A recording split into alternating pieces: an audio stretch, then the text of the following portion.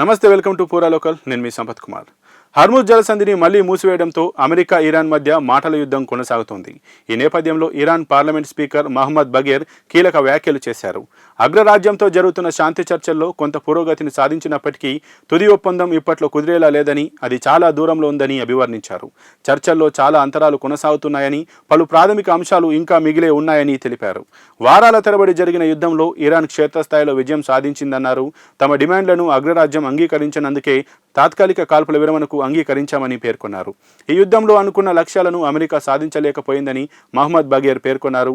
Hormuz జలసంధి ఎప్పటికీ Iran నియంత్రణలోనే ఉంటుందన్నారు. తమపై పలు డిమాండ్లను రుద్దడానికి శత్రువులు ప్రయత్నించారని, అందుకు తాము అంగీకరించకపోవడంతో చర్చలు ఆలస్యమవుతున్నాయని చెప్పారు. తదుపరి విడత చర్చలకు ఇంకా తేదీ ఖరారు కాలేదన్నారు. ఇరాన్తో సంప్రదింపులు కొనసాగిస్తున్నామని, చర్చలు సానుకూలంగా జరుగుతున్నాయని అమెరికా అధ్యక్షుడు ట్రంప్ ప్రకటించిన అనంతరం ఇరాన్ పార్లమెంట్ స్పీకర్ ఈ వ్యాఖ్యలు చేయడం గమనార్హం.